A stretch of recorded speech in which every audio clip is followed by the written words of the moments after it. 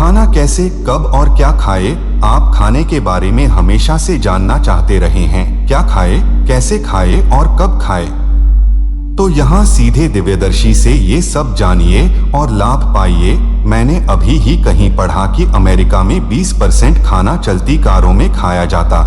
अगर 20% खाना कार में खाया जा रहा हो तो और 20% शायद शराब खानों में खाया जाता होगा। मुझे नहीं मालूम कि कितने लोग टेबल पर बैठकर शांति से जागरूकता पूर्वक आसपास के लोगों में और अपने खाने में पूरी तरह से शामिल होकर खाना खाते हैं। क्या खाना चाहिए, इसके बारे में आजकल सारी दुनिया में शायद लोगों को बहुत जानकारी है, पर लोग जरूरी बदलाव नहीं ला रहे। हम जो भी खाते हैं वो निश्चित तौर पर बहुत असर करता है, पर उतना ही महत्वपूर्ण ये भी है कि हम उसे कैसे खा रहे हैं। हर तरफ क्या खाना चाहिए, इसके बारे में बड़ी बड़ी बातें बहुत होती हैं, पर खाना कैसे खाया जाए इसके बारे लोगों जागरूकता लाने का प्रयास शायद नहीं हो रहा। आप चाहे किसी जानवर को खाए या कोई सब्जियां और कुछ भोजन के रूप में सब कुछ जीवन जो अपने आप में जीवन था वो अब आपका ही भाग बन रहा। खाने की प्रक्रिया सिर्फ पाचन के बारे में नहीं है, ये तो एक दूसरे जीवन में मिलने की बात। आपको कब खाना चाहिए, किस मुद्रा में बैठना चाहिए और अपने अंदर भोजन का स्वागत कैसे करना चाहिए, इन बातों पर आजकल बिल्कुल ध्यान नहीं दिया जाता। कैसे खाए, ध्यान दें, खाना बस रोजाना किया जाने वाला कोई सामान्य काम नहीं। आपको इस पर बहुत ध्यान देना चाहिए। आज आपके शरीर को इतना खाना चाहिए तो आप उतना ही खाएं। कल हो सकता है कि आपके शरीर को उतने की जरूरत न हो। हर जानवर ये जानता। अगर आपके घर पर कुत्ता हो तो जरा देखिए, वो भी कुछ खास दिनों में खाने के लिए मना करता, पर आजकल लोगों ने बेवकूफी से कुत्तों पर भी अनुशासन नियम लागू कर दिए हैं, तो वो रोज खा लेता है, वरना स्वाभाविक रूप से वो कुछ खास दिनों में नहीं खाता। सभी प्राणियों में ये जागरूकता है, पर मनुष्य अपनी बुद्धि का उपयोग सिर्फ ये तय करने के लिए करते हैं कि उन्हें क्या करना चाहिए, क्या, कब, कैसे खाना चाहिए। इसके बारे में अपनी बुद्धि और समझ शक्ति का उपयोग बहुत कम करते हैं। हमारी शिक्षण प्रणाली कुछ ऐसी है कि हमने विचारों को कुछ ज्यादा ही महत्व दिया। हमें मालूम ही नहीं कि हमारे पास जो सबसे अच्छी चीज है वो हमारे विचार नहीं बल्कि ध्यान देने की योग्यता। हमारे विचार उन जानकारियों से निकलते हैं जो हमने इकट्ठा की हुई हैं, पर विचार हमें कहीं नहीं ले जाते। ये हमारी ध्यान देने की इच्छा, उत्सुकता और तीव्रता है जो हमें जीवन जीने के एक आयाम से दूसरे आयाम की ओर ले जा सकती। आभार के भाव के साथ खाए। हमें खाना जरूर चाहिए, पर कृतज्ञता के भाव के साथ खाना चाहिए कि ये हमें पोषण दे रहा है। उसके स्वाद का आनंद लेते हुए इस भाव के साथ खाना चाहिए कि इसका हमारे जीवन के लिए कितना महत्व है। इसका मतलब ये नहीं है कि हम खाने की खुशी या उसके सुख को छीन लें। खाने का सच्चा आनंद इसमें है कि आपको इसके बारे में जागरूक होना चाहिए कि कई दूसरे जीव आपके जीवन के साथ मिलकर आप बन रहे हैं। मनुष्य को जितने भी सुख मालूम हैं, उनमें सबसे बड़ा सुख ये है कि जो आप नहीं है वो किसी तरह से आपका एक भाग बन रहा। इसी को हम प्रेम कहते हैं। यही भक्ति, यही आध्यात्मिक प्रक्रिया का आखिरी लक्ष्य। ये चाहे वासना हो, जुनून, जोश हो, भक्ति हो या अंतिम आत्मज्ञान, सब अलग अलग स्तर पर एक ही हैं। अगर ये दो लोगों के बीच होता है तो हम इसे जुनून, जोश, उत्साह कहते हैं। ये अगर एक बड़े समूह के साथ हो तो हम इसे प्रेम कहते हैं। अगर ये बिना विचार के या बहुत ज्यादा शामिल करने वाला हो तो हम इसे करुणा कहते हैं। ये अगर बिना किसी आकार रूप से जुड़े भी होने लगे तो हम इसे भक्ति कहते हैं। और जब ये अंतिम स्तर पर होता है तो इसे आत्मज्ञान कहते हैं। भोजन लेना अस्तित्व की एकात्मकता दिखाता। आपके खाना खाने के समय ये प्रक्रिया हर दिन होती। जो पहले कोई पौधा, बीज, जानवर, पक्षी या मछली या कोई और जीवन था, उसका मनुष्य में मिलकर खुद मनुष्य बन जाना साफ तौर पर अस्तित्व के एकत्व का परिचय देता है और ये भी बताता है कि सृष्टिकर्ता का हाथ हर चीज में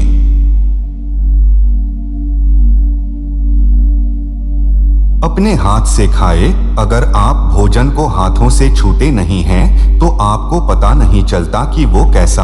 अगर खाना छूने के लिए अच्छा न हो तो मुझे नहीं मालूम कि ये खाने के लिए कितना अच्छा हो सकता है।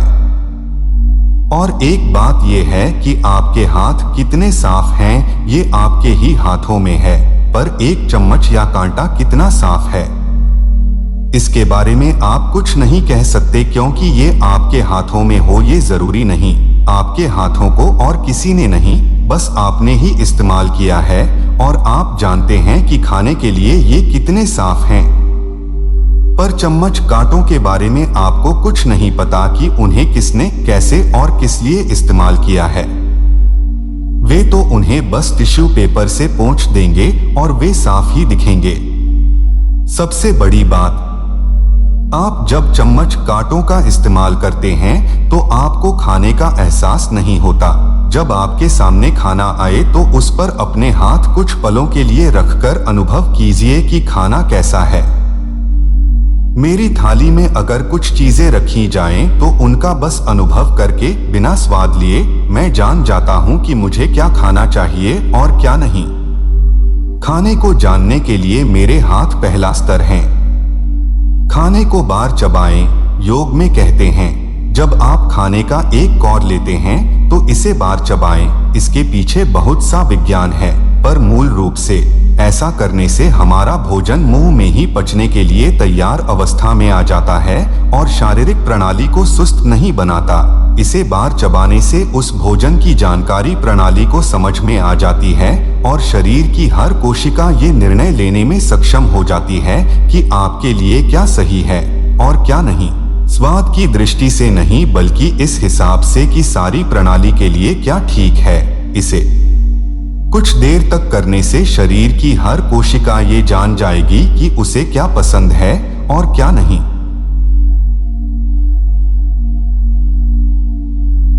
खाते समय बातें न करें। मैं जब पहली बार अमेरिका आया तो मैंने देखा कि सार्वजनिक जगहों पर, खास तौर पर स्कूलों में और उन ग्रीष्मकालीन शिविरों, समर कैंप्स में जहां हम कार्यक्रम करते थे, सूचनाएं लगी थीं कि अगर खाना खाते समय किसी के गले में कुछ फंस जाए तो क्या करना चाहिए। ये मुझे समझ नहीं आता कि गले में खाना कैसे फंस सकता है।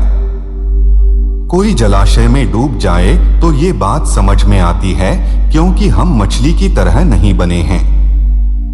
हमें तैरना सीखना पड़ता। जो सही ढंग से तैर नहीं सकता वो डूब सकता है, पर खाना किसी के गले में कैसे फंस सकता है। खाना गले में तभी फंस सकता है जब हम खाते वक्त बहुत बातें करते हैं। हम ये आसान सी चीज नहीं समझते कि हमें बस यही करना चाहिए कि हम चुपचाप खाना खाएं और उसका आनंद लें। जब बच्चे खाते समय बातें करना चाहते हैं तो हम उन्हें कहते हैं शश चुप, खाते समय बोलो मत। इसकी वजह यही है कि बोलना अंदर से बाहर आता है और उसी समय खाना बाहर से अंदर जा रहा होता है। आप दोनों काम एक ही समय कैसे कर सकते हैं? जब मुझे बोलना है तो मेरे मुंह में से कुछ तो बाहर आना है, और जब खाना है तो कुछ तो बाहर से अंदर जाना। अगर मैं ये दो काम एक ही साथ करूं तो कुछ गड़बड़ हो सकती। कब खाए? 2 मिनट रुककर खाए। जब आपको भूख लगी हो और आप खाना चाहते हो तो न खाना भी साधना का एक भाग है, जिससे आपकी खाने के लिए जो मजबूरी है, विवशता है, वो निकल जाए। किसी भी चीज के लिए आपकी कोई मजबूरी नहीं होनी चाहिए। खाना एकदम मूल बात। इसके आधार पर जीवन के कई सारे पहलू हमारी मजबूरी बन जाते हैं। आश्रम में आप में से बहुतों ने ये यातना झेली होगी। खाने का समय है, आप वाकई भूखे हैं और भोजन कक्ष में आते हैं। खाना आपके सामने आते ही आप इसे तुरंत लेना चाहते हैं, पर आप देखते हैं कि लोग प्रार्थना के लिए आंखें बंद कर रहे हैं और हाथ जोड़ रहे हैं। इसके पीछे की सोच यही है कि जब आप बहुत भूखे हों तब भी भोजन आने पर 2 मिनट रुकें, आप मर नहीं जाएंगे और ये आपको ज्यादा मजबूत बनाएगा। गौतम बुद्ध तो इस हद तक कहते थे। जब आप बहुत भूखे हों और आपको भोजन की बहुत जरूरत हो तो अपना खाना किसी और को दे दें, आप ज्यादा मजबूत हो जाएंगे। मैं उतनी दूर नहीं जा रहा। बस इतना ही कह रहा हूँ, 2 मिनट रुकें, ये जरूर ही आपको ज्यादा मजबूत बनाएगा। अपने शरीर की मजबूरी की इस आदत को निकाल देना बहुत ही महत्वपूर्ण। आपके शरीर और मन का एक मेल, भूतकाल की सब तरह की जो छाप आप पर है, उन्होंने आपके रुझान बना दिए हैं और ये आपकी मजबूरियां, आदतें बन गई हैं। अगर आप उन्हीं के हिसाब से चलते हैं तो इसका मतलब यही होगा कि आपने तय ही कर लिया है कि आप अपना क्रमिक विकास नहीं करेंगे। एक तयशुदा ढर्रे पर ही चलने का आपने तय कर रखा है और आप अपनी आदतों को तोड़कर नई संभावनाएं तलाशना नहीं चाहते। खाना बहुत मूल और सरल चीज है, पर आपका इस पहलू को संभालने का ढंग काफी फर्क ला देता। आपकी ये यात्रा ज्यादा जागरूक ढंग से काम करने की है, जिससे आप धीरे धीरे अपने आप को उस जानकारी से दूर ले जाते हैं जो पहले से आपके पास है और अंदर से आपको चला रही। बंधन बहुत अलग अलग स्तरों पर हैं, पर आपके बंधनों का आधार आपका शरीर है और इसीलिए आपको अपने शरीर पर काम करना। पाचन महत्वपूर्ण है। अपनी उम्र और गतिविधि के हिसाब से खाए।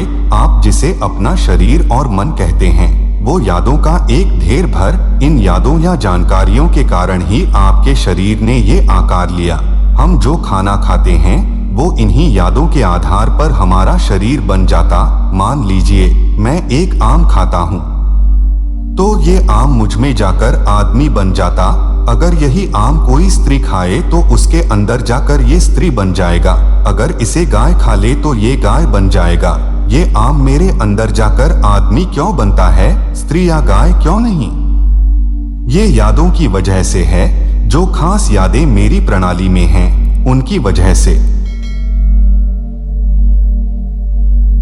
ऐसा क्यों होता है कि मैं जो आम खाता हूँ उसका एक भाग मेरी चमड़ी बनता है और उसी रंग की चमड़ी जैसी मेरी? ऐसा नहीं होता कि आपको मेरे हाथ पर आम के रंग का एक छोटा सा टुकड़ा दिख जाए। यादों की संरचना इतनी मजबूत है कि मैं जो कुछ भी अपने अंदर डालूं, इन यादों की वजह से सिर्फ मैं ही बनता है, कोई दूसरा व्यक्ति नहीं। जैसे जैसे आपकी उम्र बढ़ती जाती है, खाने को शरीर के साथ मिलाने की शारीरिक शक्ति कम होती जाती है, क्योंकि आपकी आनुवांशिक यादों की और विकास कराने वाली यादों की खाई हुई चीज को बदलने की क्षमता कम होती जाती। ये हो सकता है कि आप स्वस्थ हों और खाई हुई चीज को पचा भी ले, पर आम को मनुष्य के शरीर में बदलने की शरीर की क्षमता उतनी मजबूत नहीं रह जाती। पाचन क्रिया होगी पर एक जीवन को दूसरे में बदलने की प्रक्रिया नहीं होगी, क्योंकि यादें कमजोर हो रही हैं। अगर आप साल से ऊपर हैं तो दिन में बस 2 बार ही खाना आपके लिए ज्यादा स्वास्थ्यदायक होगा। हाँ, अगर आप बहुत ज्यादा शारीरिक मेहनत करते हैं या कोई ऐसी मेडिकल समस्या है जिसके कारण ज्यादा बार खाना पड़े तो बात अलग है। अन्यथा बस 2 बार ही खाइए। इस बात के साथ शरीर तालमेल बैठा लेगा। आप कैसे और क्या खाते हैं, इसके बारे में अगर आप जागरूक हैं तो ये तालमेल आप ज्यादा समझदारी से बैठा सकेंगे। ज्यादा खाकर आप अपनी प्रणाली पर बेकार ही बोझ डालते हैं। अब आपको उतने खाने की जरूरत नहीं है, क्योंकि आपका शारीरिक विकास पूरा हो चुका। अगर आपको कुछ भूख लगती है या आप थक गए हैं तो एकाध फल काफी। अगर आप ऐसा करते हैं तो आप बहुत अच्छी तरह जिएंगे। आपके लिए ये आर्थिक रूप से बेहतर होगा, पर्यावरण की दृष्टि से अनुकूल होगा और आपको स्वस्थ भी रखेगा। दिन में 2 बार खाना और बीच में कोई नाश्ता नहीं। जब पेट में पाचन प्रक्रिया चल रही हो तो कोशिकाओं के स्तर पर शरीर का शुद्धिकरण लगभग बंद हो जाता। आप अगर दिन भर कुछ न कुछ खाना जारी रखें तो कोशिकाओं में अशुद्धियां ज्यादा देर तक रहती हैं। आंतों से मल बाहर निकलने की प्रक्रिया भी सही ढंग से नहीं होती, क्योंकि मल का मलाशय तक आना एक बार में नहीं पर लगातार होता रहता। मलाशय का साफ न रहना समस्याओं को बुलाना ही। योग में कहा गया है कि गंदा मलाशय और मानसिक गड़बड़ियां सीधे जुड़े हुए हैं। जब मलाशय साफ न हो तो मन भी स्थिर नहीं रखा जा सकता। भारतीय पारंपरिक औषधीय प्रणालियों जैसे आयुर्वेद और सिद्ध में इससे कोई फर्क नहीं पड़ता कि मरीज की समस्या क्या है। वे पहला काम आपकी पाचन प्रणाली को शुद्ध करने का ही करेंगे, क्योंकि आपकी ज्यादातर समस्याएं कचरा भरे हुए मलाशय की वजह से ही हैं। जिस ढंग से लोग आजकल खा रहे हैं, उनके लिए मलाशय को साफ रखना एक गंभीर चुनौती मान लीजिए, जैसा कि हम सामान्य रूप से आश्रम में करते हैं। आप दिन में 2 बार ही खाते हैं और बीच में कुछ नहीं खाते, या बहुत ज्यादा सक्रिय होने की वजह से शायद बीच में एक आध फल खा लेते हैं, तो आपका मलाशय हमेशा साफ ही रहेगा।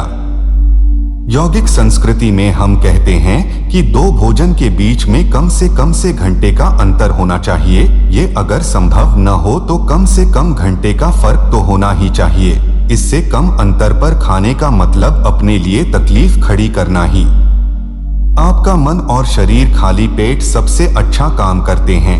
आपको ये लग सकता है कि दिन भर कुछ न कुछ कहने से आप ज्यादा सक्रिय रह सकेंगे, पर अगर आप देखें कि खाली पेट और भरे पेट आपका शरीर कैसे महसूस करता है, तो आप पाएंगे कि आपका शरीर और मस्तिष्क खाली पेट ही सबसे अच्छा काम करते हैं।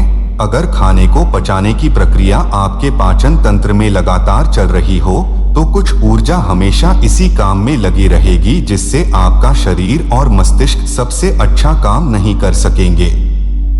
अपनी पूरी क्षमता से काम करने के लिए आपको जागरूक होकर उस तरह का भोजन करना चाहिए जो से घंटों में आपके पेट से निकलकर आंतों में पहुंच जाए और पेट खाली हो जाए। इसके बाद आपका शरीर ज्यादा ऊर्जा खर्च नहीं करेगा। योग इस बात पर बहुत जोर देता है कि से घंटों के बीच खाना आपकी प्रणाली से पूरी तरह से बाहर हो जाना चाहिए।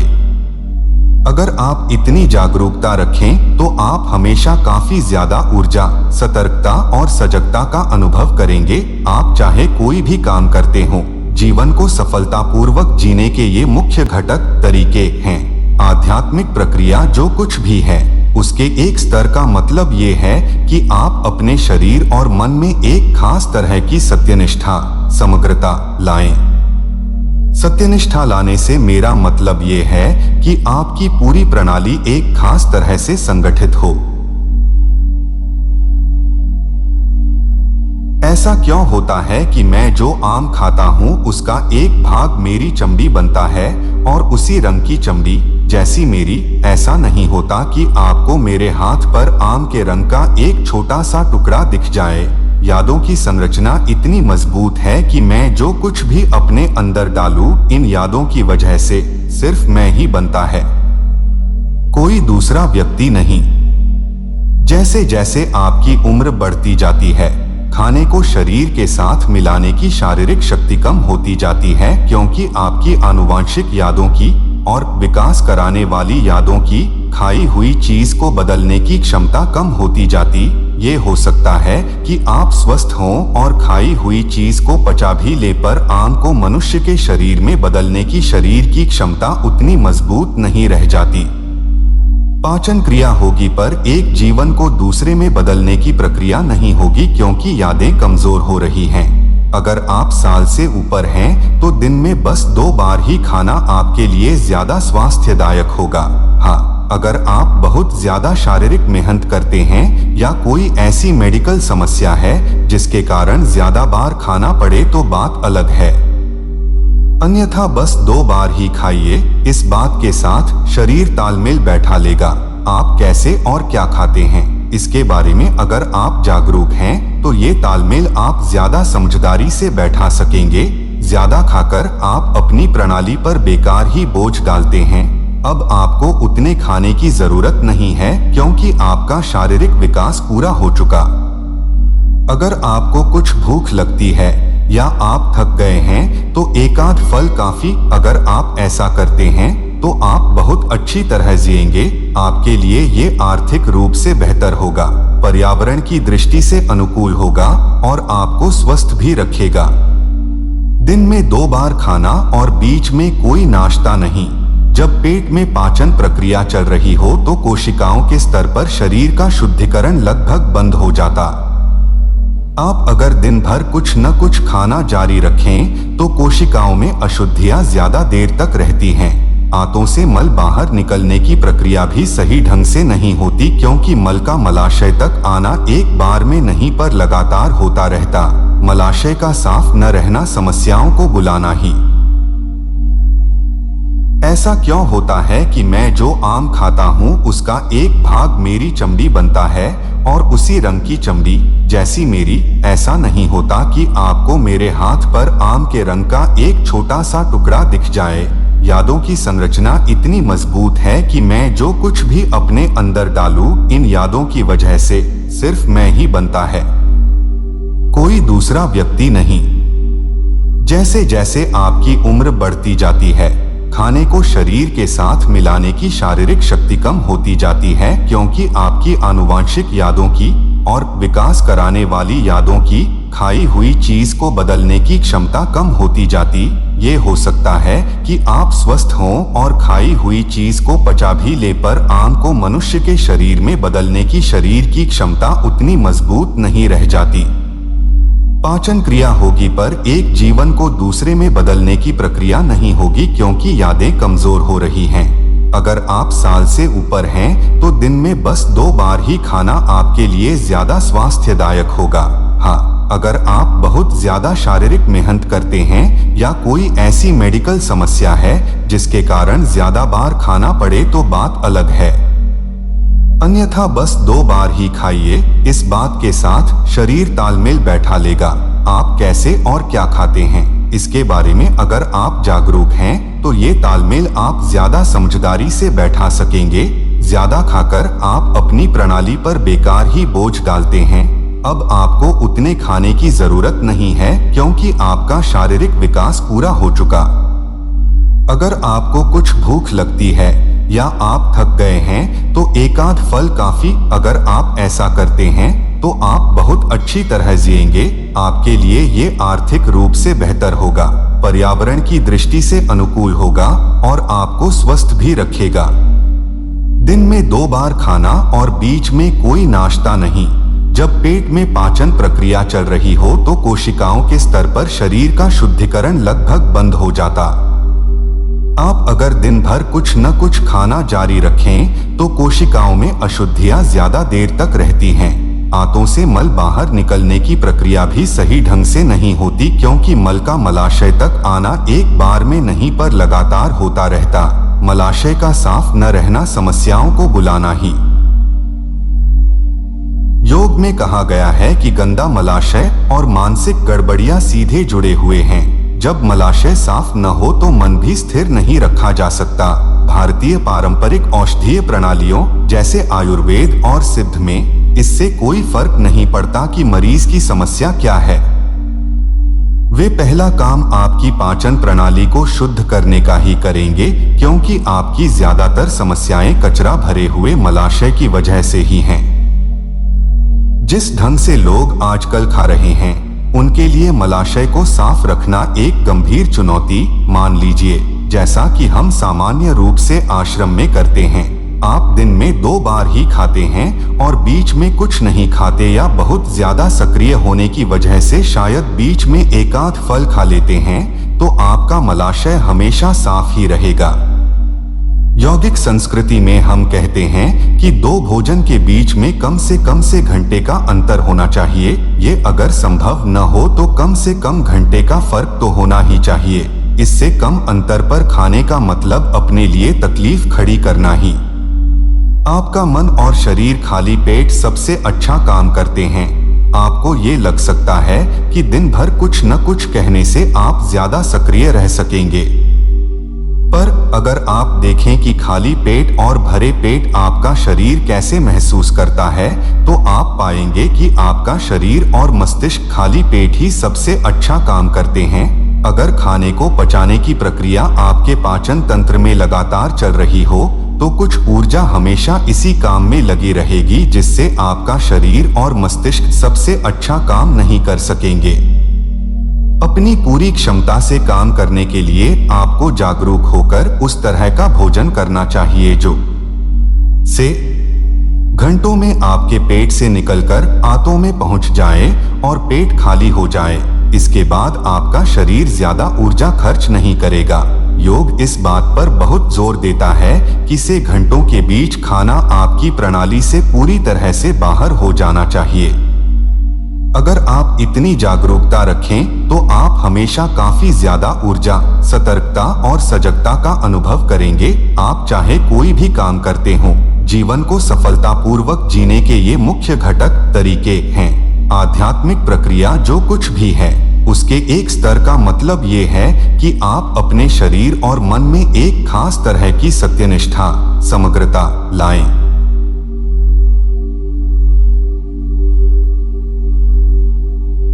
योग में कहा गया है कि गंदा मलाशय और मानसिक गड़बड़ियां सीधे जुड़े हुए हैं। जब मलाशय साफ न हो तो मन भी स्थिर नहीं रखा जा सकता। भारतीय पारंपरिक औषधीय प्रणालियों जैसे आयुर्वेद और सिद्ध में इससे कोई फर्क नहीं पड़ता कि मरीज की समस्या क्या है। वे पहला काम आपकी पाचन प्रणाली को शुद्ध करने का ही करेंगे, क्योंकि आपकी ज्यादातर समस्याएं कचरा भरे हुए मलाशय की वजह से ही हैं। जिस ढंग से लोग आजकल खा रहे हैं उनके लिए मलाशय को साफ रखना एक गंभीर चुनौती मान लीजिए, जैसा कि हम सामान्य रूप से आश्रम में करते हैं। आप दिन में 2 बार ही खाते हैं और बीच में कुछ नहीं खाते या बहुत ज्यादा सक्रिय होने की वजह से शायद बीच में एक आध फल खा लेते हैं, तो आपका मलाशय हमेशा साफ ही रहेगा। यौगिक संस्कृति में हम कहते हैं कि 2 भोजन के बीच में कम से घंटे का अंतर होना चाहिए। ये अगर संभव न हो तो कम से कम घंटे का फर्क तो होना ही चाहिए। इससे कम अंतर पर खाने का मतलब अपने लिए तकलीफ खड़ी करना ही। आपका मन और शरीर खाली पेट सबसे अच्छा काम करते हैं।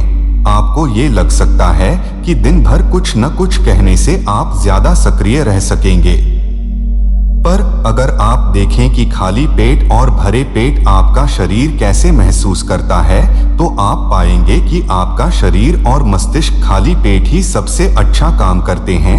अगर खाने को पचाने की प्रक्रिया आपके पाचन तंत्र में लगातार चल रही हो, तो कुछ ऊर्जा हमेशा इसी काम में लगी रहेगी, जिससे आपका शरीर और मस्तिष्क सबसे अच्छा काम नहीं कर सकेंगे। अपनी पूरी क्षमता से काम करने के लिए आपको जागरूक होकर उस तरह का भोजन करना चाहिए जो से घंटों में आपके पेट से निकलकर आंतों में पहुंच जाए और पेट खाली हो जाए। इसके बाद आपका शरीर ज्यादा ऊर्जा खर्च नहीं करेगा। योग इस बात पर बहुत जोर देता है कि से घंटों के बीच खाना आपकी प्रणाली से पूरी तरह से बाहर हो जाना चाहिए। अगर आप इतनी जागरूकता रखें तो आप हमेशा काफी ज्यादा ऊर्जा, सतर्कता और सजगता का अनुभव करेंगे। आप चाहे कोई भी काम करते हो, जीवन को सफलतापूर्वक जीने के ये मुख्य घटक तरीके हैं। आध्यात्मिक प्रक्रिया जो कुछ भी है उसके एक स्तर का मतलब ये है कि आप अपने शरीर और मन में एक खास तरह की सत्यनिष्ठा, समग्रता लाएं। हमारी संस्कृति में चंद्रमा कैलेंडर के अनुसार महीने के कुछ दिन ऐसे पाए गए हैं जब पाचन क्रिया अच्छी तरह से नहीं चलती। महीने के इन 2 दिनों में, जिन्हें हम एकादशी कहते हैं और जो अमावस्या और पूर्णिमा के बाद के 11वें दिन आती है, ये बहुत अच्छा होगा अगर आप हल्का खाना लें या बिल्कुल ही न खाएं। एकादशी हमारी शरीर की व्यवस्था का एक भाग, पूरे दिन उपवास रखना बहुत अच्छा होगा, पर अगर ये संभव न हो तो सिर्फ फलों का आहार लें। क्या खाए? वही खाए जो आपको सतर्क, सजग और जीवंत रखे। कोई खास चीज आपको खानी चाहिए या नहीं, इस बारे में फैसला हर दिन बदलता है, क्योंकि आपका शरीर हर दिन और हर पल अलग अलग होता। अगर आप खाने को महसूस करें तो आपको पता लग सकता है कि उस दिन ये चीज आपको खानी है या नहीं। अगर जरूरी जागरूकता आ जाए तो हमें लोगों को ये बताना नहीं पड़ेगा कि उन्हें क्या खाना चाहिए। हर खाने के समय उन्हें ये तय करना चाहिए कि उस वक्त वे क्या खाएं। ऐसा कोई एक सूत्र नहीं दिया जा सकता कि आप अपनी बाकी जिंदगी क्या खाएं। हाँ, शक्कर और कार्बोहाइड्रेट्स कोई गंभीर मसले नहीं हैं, पर लोगों को मांसाहार से दूर करना एक लंबे समय तक चलने वाली चुनौती। अमेरिका में हर साल हर व्यक्ति लगभग 100 पाउंड मांस खाता है और लोग स्वास्थ्य के लिए $1 ट्रिलियन खर्च करते हैं। इस देश में मेडिकल बिलों की कुल रकम ज्यादातर देशों की जीडीपी से ज्यादा। जीवित रहने का ये बहुत ही हिंसक तरीका है और आपकी प्रणाली के लिए ये बहुत सी मुश्किलें लाता। हिंसा का पहला स्तर है बीमारी। जब आप बीमार हैं तब शांत नहीं हो सकते क्योंकि आपका शरीर लगातार एक संघर्ष की स्थिति में होता। बाहर से आने वाले किसी वायरस, बैक्टीरिया या किसी और चीज की बात अलग है, पर कोई पुराना रोग तो एक गृह युद्ध जैसा ही। बिना किसी बाहरी दुश्मन के आप अपनी ही प्रणाली के अंदर एक युद्ध की स्थिति खड़ी कर देते हैं। बहुत सारे लोग पुराने रोगों की वजह से मर जाते हैं और उनसे भी ज्यादा लोग जिंदा होते हुए अच्छी तरह से नहीं जीते। दुर्भाग्य की बात यह है कि इनमें सबसे ज्यादा लोग दुनिया के सबसे अमीर देश में रहते हैं और पूरी दुनिया में ये किसी समय तो होगा ही। भारत के शहरों में भी हमें ऐसी ही हालत दिखती। हाँ, अमेरिका इस दिशा में सबसे आगे। इससे यही संदेश जाता है कि जब अमीरी आती है तो हम अपनी समझ खो बैठते हैं। अमेरिका अपनी हालत सुधारे ये बहुत जरूरी है क्योंकि वे जो कुछ करते हैं बाकी दुनिया किसी न किसी वजह से वैसा ही करती। जरूरत से ज्यादा खाना, गलत ढंग से खाना और गलत चीजें खाना दो बड़े पहलू हैं। हम जिस तरह से खाना खाते हैं वो हिंसक है और अगर हम इस शरीर की जरूरत से बहुत ज्यादा खाते हैं तो ये एक तरह से खेतों की मिट्टी के बह जाने जैसा। आप अपना वजन जितना भी कम करेंगे वो आकाश में नहीं जाएगा, वो मिट्टी में जाएगा, तो इससे मिट्टी का कटाव रुकेगा। हम जितना वजन चाहते हैं उतना अपने शरीर पर लेकर घूम सकते हैं, पर हमारे लिए जितना आरामदायक हो उससे ज्यादा नहीं। ज्यादा वजन की स्थिति में रहने का दर्द ऐसा है कि उस स्थिति में रहने वाले लोग ये भूल ही गए हैं कि हल्के, सजग, सतर्क और वास्तव में जीवंत होने का क्या मतलब है। ये बस मेडिकल पहलुओं और मरने वालों की संख्या की बात नहीं। सबसे बड़ी समस्या तो वो लोग हैं जो जिंदा तो हैं पर एक पूरा जीवन जी नहीं पाते। ताजा खाइए। हर कुछ सालों में कोई नई बात सामने आती है कि हमें किस तरह की चीजें खानी चाहिए और इन बातों को पूरी निष्ठा से मानने वाले लोग गिनती में बहुत हैं। हमें खाने को धर्म नहीं बनाना चाहिए। ये महत्वपूर्ण नहीं है कि आप या कोई और क्या मानता। बात तो समझदारी पूर्वक खाने की। याद रखने वाली पहली बात यह है कि मूल रूप से खाना हमारे शरीर का ईंधन। अगर आपकी कार को ईंधन की जरूरत है तो आप पेट्रोल पंप पर जाकर अपनी उस खास गाड़ी के लिए जो सबसे ज्यादा सही ईंधन है वही लेते हैं जिससे कार सबसे अच्छी तरह से चले। आप कार में मिट्टी का तेल, केरोसिन ऑयल भी डलवा सकते हैं और उससे भी ये चलेगी, पर बहुत ज्यादा धुआं फेंकेगी, आवाज करेगी और गति तो उतनी नहीं ही पकड़ेगी जितनी आप चाहते हैं। यही हालत ज्यादातर लोगों की खाने के बारे में पसंदगी की। सही ईंधन चुनने के लिए आपको पता होना चाहिए कि आपका शरीर किस तरह का है। अगर आप अपनी और अपने बच्चों की खुशहाली चाहते हैं तो ताजा खाना ही खाइए। यौगिक संस्कृति में तैयार भोजन आग पर से उतरने के 1.5 घंटे के अंदर खा लिया जाता। इससे ज्यादा देर होने से जड़ता आती। अगर आप ऐसा खाना खाते हैं जो आपकी प्रणाली में जड़ता बनाता है तो आप अपनी गतिशीलता खो देते हैं। आप जिस तरह का खाना खाते हैं उससे आपकी नींद तय होती। सामान्य रूप से डॉक्टर्स आपको घंटे सोने की सलाह देते हैं। अगर आप रात में इतना सोते हैं तो आपके जीवन का 1/3 हिस्सा तो नींद में ही बीत जाएगा। लोग तो इस पर ही किताबें लिख रहे हैं कि हर किसी को घंटे सोना चाहिए और वे ये चेतावनी भी देते हैं कि ऐसा न करने के गंभीर परिणाम आपको भुगतने होंगे। आजकल मैं थोड़ा आलसी हो गया हूँ तो 4 घंटे सोता हूँ, पर पहले साल तक मैं घंटे से भी कम सोता था और मैं हमेशा ही स्वस्थ रहा हूँ। शरीर को जरूरत आराम की होती है, नींद की नहीं। आपको कितनी नींद चाहिए इसका महत्वपूर्ण आधार है वो ईंधन जो आप अपनी प्रणाली में डालते हैं। जिस गाड़ी में गलत किस्म का ईंधन पड़ता है उसे ज्यादा सेवा की जरूरत होती है। बार बार गाड़ी गैरेज जाएगी। इसी तरह से अगर आप अपनी प्रणाली में गलत ईंधन डालेंगे तो आप ज्यादा नींद लेंगे। वो खाइए जो आपसे दूर हो। आप जो खाते हैं उसका रूपांतरण और एकत्रीकरण होने के बाद जो इकट्ठा होता जाता है वही आपका शरीर। इस शरीर में एक खास बुद्धि है, याददाश्त है और धरती पर प्राणियों के विकास से जुड़े नियम हैं जो ये तय करते हैं कि आपने जो खाया है वो किस चीज में बदलता है। उदाहरण के लिए, एक सेब किसी स्त्री, पुरुष या गाय के शरीर में बदल जाता है और उसका आधार ये होता है कि ये किसने खाया है। जैसे जैसे जीवन विकसित होता जाता है, जीव जो भी यादें और जानकारी लेकर चलता है उनकी जटिलता बढ़ती ही जाती।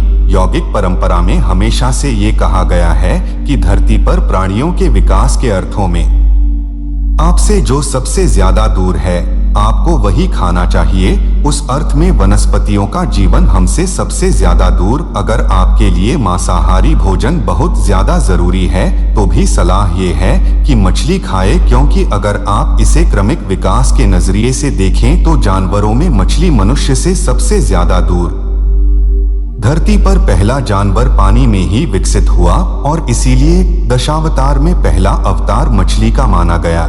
100 सालों से पश्चिम में ये कहा जाता रहा है कि खाने के लिए सबसे अच्छी चीज मांस है, पर अब वहां के डॉक्टर्स एक अलग नजरिए की ओर बढ़ रहे हैं। कुछ समय से वे ये कह रहे हैं कि अमेरिका में ज्यादातर हृदय रोगों का मुख्य कारण गाय का मांस। पिछले कुछ वर्षों से वे ये भी कह रहे हैं कि मांस खाने से कैंसर हो सकता। यौगिक संस्कृति पिछले 10,000 वर्षों से ये कह रही है कि अगर आप जटिल अनुवांशिक प्राणियों के विकास से जुड़े गुणों वाली चीजें, मांस आदि खाएंगे तो आपकी प्रणाली एक या दूसरी तरह से बिगड़ जाएगी। हम इस निष्कर्ष पर लाखों डॉलर के खर्च वाली कोई रिसर्च करके नहीं पहुंचे थे, बल्कि बस अपनी प्रणाली में जो कुछ हो रहा था उस पर पर्याप्त ध्यान देकर यह समझे थे।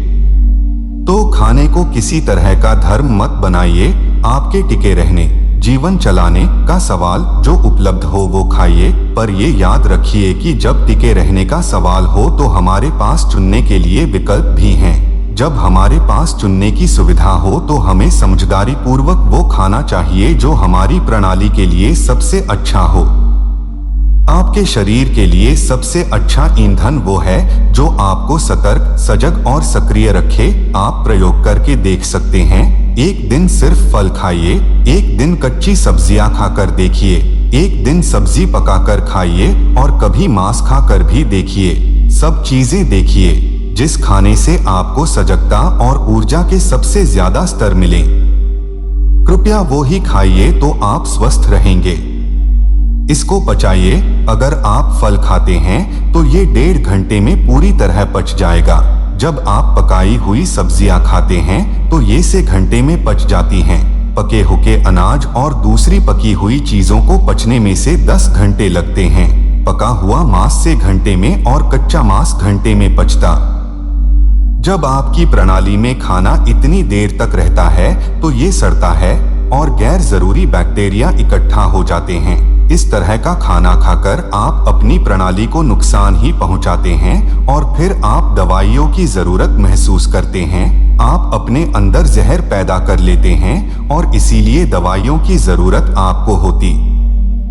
अपनी प्रणाली में आप जो कुछ डालते हैं वो एक बड़ा फर्क ला सकता। खाने के लिए सबसे अच्छी चीज मांस है, पर अब वहां के डॉक्टर्स एक अलग नजरिए की ओर बढ़ रहे हैं। कुछ समय से वे ये कह रहे हैं कि अमेरिका में ज्यादातर हृदय रोगों का मुख्य कारण गाय का मांस। पिछले कुछ वर्षों से वे ये भी कह रहे हैं कि मांस खाने से कैंसर हो सकता। यौगिक संस्कृति पिछले 10,000 वर्षों से ये कह रही है कि अगर आप जटिल अनुवांशिक प्राणियों के विकास से जुड़े गुणों वाली चीजें, मांस आदि खाएंगे तो आपकी प्रणाली एक या दूसरी तरह से बिगड़ जाएगी। हम इस निष्कर्ष पर लाखों डॉलर के खर्च वाली कोई रिसर्च करके नहीं पहुंचे थे, बल्कि बस अपनी प्रणाली में जो कुछ हो रहा था उस पर पर्याप्त ध्यान देकर यह समझे थे। तो खाने को किसी तरह का धर्म मत बनाइए। आपके टिके रहने, जीवन चलाने का सवाल जो उपलब्ध हो वो खाइए, पर ये याद रखिए कि जब टिके रहने का सवाल हो तो हमारे पास चुनने के लिए विकल्प भी हैं। जब हमारे पास चुनने की सुविधा हो तो हमें समझदारी पूर्वक वो खाना चाहिए जो हमारी प्रणाली के लिए सबसे अच्छा हो। आपके शरीर के लिए सबसे अच्छा ईंधन वो है जो आपको सतर्क, सजग और सक्रिय रखे। आप प्रयोग करके देख सकते हैं। एक दिन सिर्फ फल खाइए, एक दिन कच्ची सब्जियां खाकर देखिए, एक दिन सब्जी पकाकर खाइए और कभी मांस खाकर भी देखिए। सब चीजें देखिए जिस खाने से आपको सजगता और ऊर्जा के सबसे ज्यादा स्तर मिले। कृपया वो ही खाइए तो आप स्वस्थ रहेंगे। इसको पचाइए। अगर आप फल खाते हैं तो ये 1.5 घंटे में पूरी तरह पच जाएगा।